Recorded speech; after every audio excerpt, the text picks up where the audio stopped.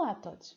Hoje vamos aprender o poder da fórmula resolvente, perceber toda a informação que ela nos dá mesmo antes de a usar e como é que graficamente poderemos interpretar tudo isto. Preparados? Vamos a isso! Começamos por olhar para a forma canónica da função quadrática. ax² mais bx mais c e vamos igualar a zero para descobrir a solução. Mas quem são todas estas letras? O x é a nossa variável. O a, o b e o c são os coeficientes. Os coeficientes são números reais que podem assumir qualquer valor, à exceção do a, que terá sempre de ser diferente de zero. E vamos descobrir porquê mais à frente.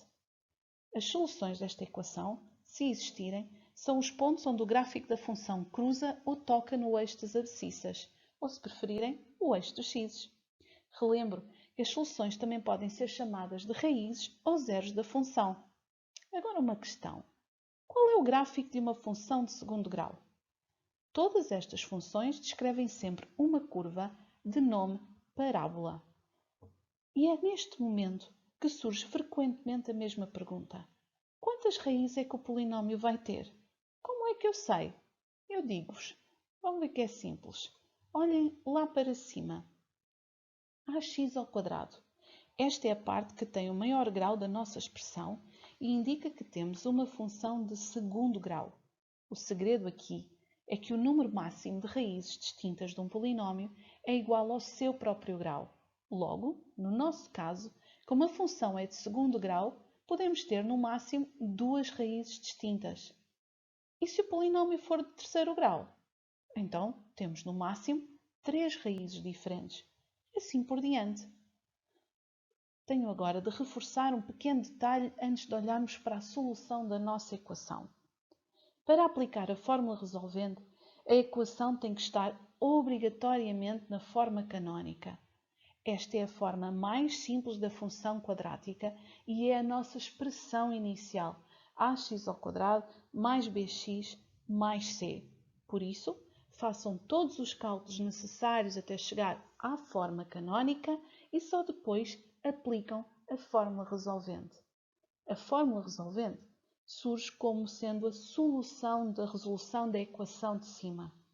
Ou seja, ela vai ter a seguinte forma: x igual a menos b mais ou menos raiz quadrada de b² menos 4ac a dividir por 2a. Grande expressão. Parece complicada, mas reparem que não é. Começamos com uma expressão com três coeficientes, lembram-se? A, B e C. E são estes mesmos valores que vão aparecer na vossa fórmula. Vejam com atenção. Temos o A, que aparece no numerador e no denominador. Temos o nosso B, que surge dentro e fora da raiz. E, por fim, o C, coitadinho, só tem direito a aparecer uma única vez. Agora, mais uma chamada de atenção.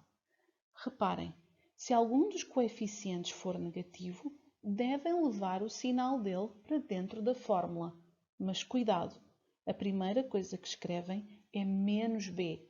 Ali é o simétrico do b. Nunca percam os vossos sinais. Ter muita atenção. Agora, novamente, deixamos a atenção para mais um detalhe. Tem muitos detalhes esta fórmula. Olhem para o símbolo de mais ou menos. O que é que quer dizer este símbolo? Isto quer dizer que houve uma abreviatura, ou seja, na verdade são duas contas diferentes, mas que para facilitar a escrita se colapsaram numa só. Ou seja, esta conta é realizada duas vezes, uma com o sinal de mais e outra com o sinal de menos. Mas vamos esclarecer perfeitamente como é que isto se separa. Vejamos. Ficamos com x igual a menos b mais raiz quadrada e tudo o resto é igual. Ou, o O é aquele pequeno v que separa as duas partes. X igual a menos b menos raiz quadrada e tudo o resto igual. Ou seja, temos uma equação de segundo grau. Vamos ter no máximo duas raízes distintas. Como tal, temos que realizar duas contas. Uma com o mais e outra com o menos. Agora, não se assustem, porque estas duas contas, apesar de parecerem diferentes, podem dar o mesmo resultado, ok? Vamos ver esse caso mais à frente. Mas então, o que é que de facto nos dá a fórmula resolvente? Como falámos atrás, dá-nos as soluções da função quadrática e são apenas os pontos onde o gráfico toca ou cruza com o eixo dos x, ou seja, os pontos onde a função assume o valor 0. Mas e antes de aplicar a fórmula? O que é que nós podemos saber antes de fazer estas contas? A verdade é que ela nos diz muita coisa, mesmo antes de a calcularmos.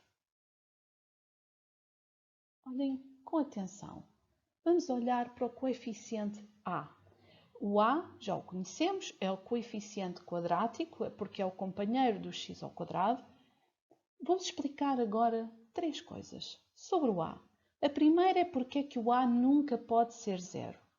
Ora, porque se ele fosse 0, para começar, deixaríamos de ter uma equação de segundo grau, porque iria desaparecer o x ao quadrado. Ou, se tentarem aplicar a fórmula resolvente, iriam ter 0 no denominador. E isso nunca pode acontecer, porque não se pode dividir por 0. Ok? E sem ser isto, o que nos diz o A?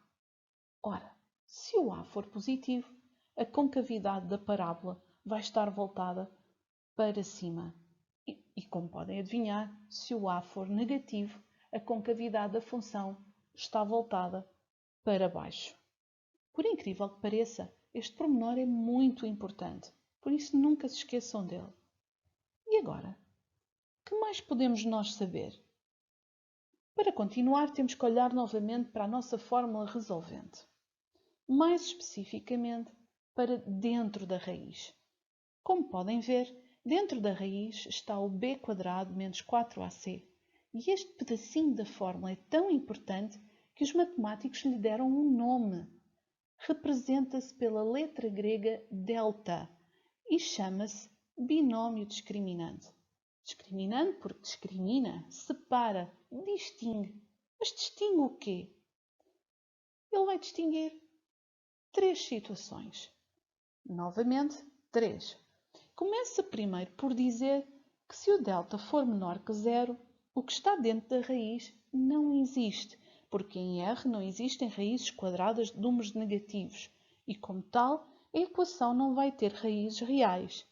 E, se olharem para baixo, verão que a nossa parábola não toca no eixo das abscissas. Reparem, neste exemplo desenhei uma parábola voltada para cima. E tudo isto é espelhado nas parábolas voltadas para baixo. Agora, vejamos outro caso. O caso em que o delta é igual a 0. Aqui vamos ter uma única solução real dupla. Porquê dupla? Porque aquelas duas contas da fórmula que falámos há pouco, lembram-se? A do mais e a do menos, vão dar o mesmo resultado. Logo, a nossa parábola vai tocar num único ponto no eixo dos x, como podem ver no exemplo. Agora, só nos falta o caso quando o delta é maior que 0. Aqui, a nossa equação vai ter duas soluções reais distintas e o seu gráfico irá cruzar o eixo das abscissas em 2 pontos. Já viram a quantidade de informação que temos? Verdadeiramente impressionante, não é? Agora, para não alongar muito mais este vídeo, é o momento ideal para tirarem notas nos vossos cadernos. Vou-vos mostrar todas as combinações que podemos ter. Começamos por traçar o eixo do x. E agora vou-vos lançar um desafio. Acompanhem-me. Temos aqui uma parábola e vamos interpretar este gráfico sem contas. Esta parábola está voltada para cima, certo? E isto quer dizer o quê? Quer dizer que tem o A maior que 0. E reparem, não toca no eixo, o que quer dizer que não tem soluções reais. Logo, o delta, o binómio discriminante, vai ser menor que 0. Perceberam? Ok, venha daí então a próxima parábola. Olhem para ela. Qual é a diferença entre esta e a outra? A única diferença é que esta está a tocar num único ponto do eixo. Resumindo, temos que, por estar voltada para cima, o A vai ser positivo e que, ao tocar no único ponto do eixo, vamos ter o delta igual a 0. Então, e se desta vez a nossa parábola cruzar o eixo? Vejamos, voltada para cima, A maior que 0. Duas soluções distintas indica que o delta é positivo também. Perceberam? Ora, como disse, tudo isto se espelha nas parábolas voltadas para baixo. Assim sendo, usando a mesma lógica, vamos rapidamente perceber como tudo fica. Como todas as parábolas vão estar voltadas para baixo, vamos ter que o A vai ser sempre negativo. Novamente vamos ter 3 casos que, como podem perceber, vão depender do valor do delta. No caso em que o delta é negativo, a nossa função não tem soluções reais, ou seja, está abaixo do eixo das abscissas sem nunca lhe tocar. Agora, se o delta for 0, nós temos uma única solução real, que já sabemos que se traduz numa única parábola, que vai tocar num único ponto no nosso eixo. Falta um caso, o caso em que o delta é maior que 0, o caso em que temos duas soluções distintas. Aqui, há a interseção com o eixo em 2 pontos. E vá lá, é só isto. Espero que tenham gostado. Deixem nos comentários as vossas sugestões e dúvidas que gostariam de ver resolvidas aqui. Sigam o nosso canal e as redes sociais, porque connosco aprender é fácil. Tchau!